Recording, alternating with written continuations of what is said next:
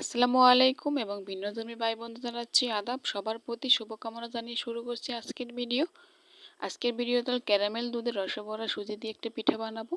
তো সেটা বানানোর জন্য আমার একটা সুজি লাগবে। এখানে 1 কাপ পরিমাণ সুজি আছে, এটাকে আমি একটু টেলে নিব। সবার প্রতি শুভকামনা এবং সবার সুস্থতা কামনা করছি। সবাই আশা করি ভালো আছেন। সুজিটা টালা হয়ে গেছে এবং এর সাথে আমি কিছুটা ময়দা অ্যাড করব। 1 কাপের মতো ময়দা অ্যাড করে দিয়েছি। কড়াইতে পানি গরম দিয়ে দিলাম, ফুটে উঠলে ময়দা এবং সুজিগুলো দিয়ে দিব।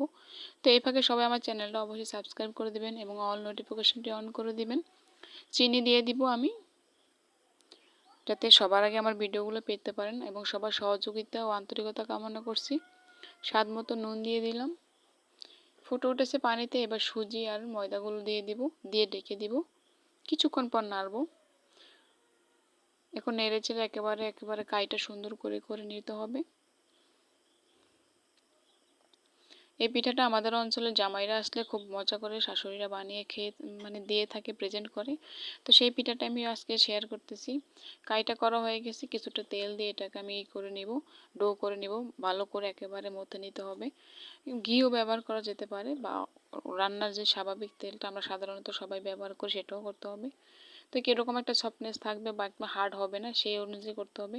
এবং হাতে একটু তেল লাগিয়ে এটাকে সুন্দর গোল গোল করে মিষ্টির সাইজে করে নেব।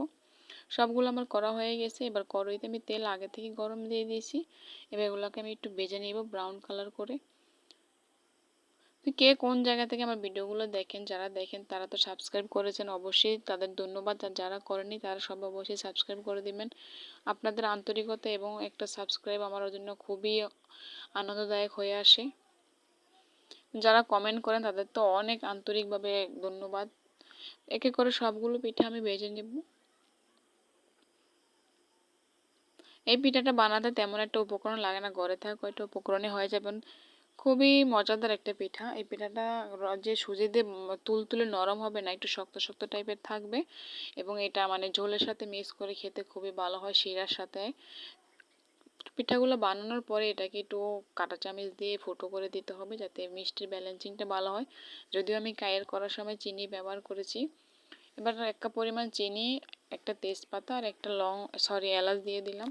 ক্যারামেলের জন্য এটাকে অনবরত নাড়তে হবে, কোনো পানি অ্যাড করব না। যখন ক্যারামেলটা হয়ে আসবে, এবার আমি দুধ দিব। এখানে 250 গ্রাম দুধ আছে। এটা তরল দুধ, খাঁটি গরুর দুধ।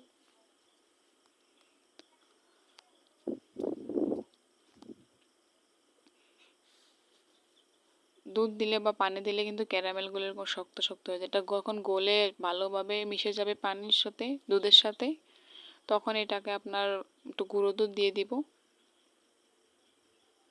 ফুটে উঠলে এবার পিঠাগুলো দিয়ে আমি কিছুক্ষণ জাল করে নিব। এতে পিঠাগুলো কিন্তু খুলে যাবে না, যেহেতু এটা কাই করা আর একটু শক্ত টাইপের আছে, ভাজা হয়েছে।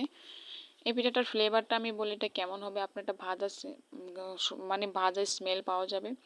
পিঠা থেকে যে ভাজার স্মেল এবং ক্যারামেল স্মেল এবং দুধের স্মেল সবগুলো মিলিয়ে এত মজাদার হয় এটা, না ট্রাই করলে মিস।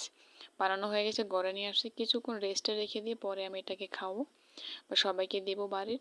তো হয়ে গেছে আমার পিঠা। এটা দেখে যতটা লোভনীয়, খেতে কিন্তু আসলে অনেক সুস্বাদু। সবার প্রতি শুভকামনা, সুস্থতা কামনা করে আল্লাহ হাফেজ।